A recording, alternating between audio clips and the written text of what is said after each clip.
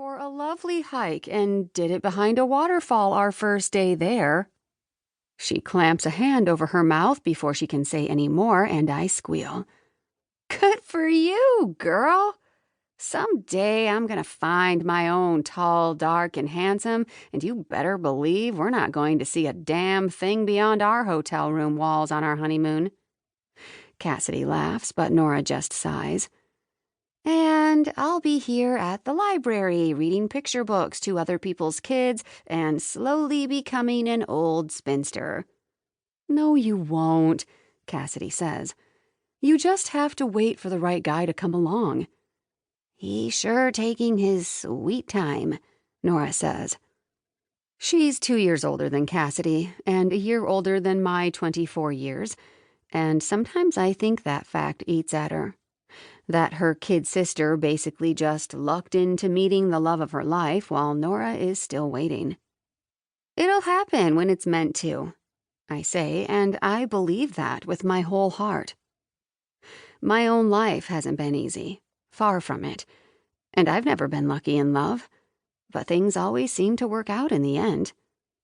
When I was growing up poor, my family never had much, but they always managed to have just enough.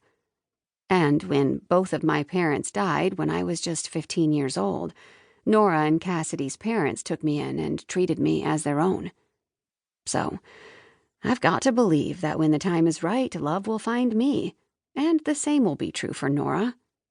"Ugh, I should go," I say, checking the time. "It's 2:45, and there's no way I'm going to get all these books back out of the van and set up at the outreach center before the teens arrive." "You sure you don't want one of us to ride along and help you unload?" Cassidy offers. I shake my head. "Nah, you've got your own work to do, and at this rate, I can probably just ask the teens themselves to pitch in. I'll be fine." "Okay, good luck," Nora says. "Have fun." "Thanks," I say, walking toward the driver's side of the van. I call over the hood. "Hey, see you two tonight for the 7 o'clock showing?" "You bet," Nora answers, and Cassidy gives me a thumbs up. "Wouldn't miss it."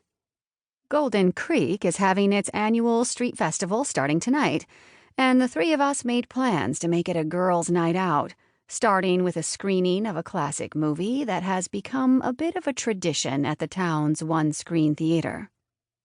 This year, it's Casablanca. I've seen that movie at least 20 times, and it never gets old. But more importantly, I can't wait to hang out with my girls. Now that Cassidy has Chuck, I've lost a roommate, and I've been jonesing for some us time.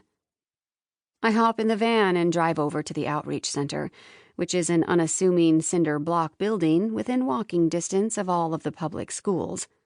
Unfortunately, it's not walkable from the library, which is why Prescott reached out to me about setting up a little satellite library. I've suggested field trips to the library in the past, but these kids act like they're allergic to reading, he said in one of his emails. With your help, I'd like to bring the joy of books to them. If I'd been at all on the fence about this project before, that line had instantly melted my heart. By some miracle, I actually arrived before the teens, and the building looks quiet for the moment. I pull the van right up to the door to make unloading easy, then kill the engine.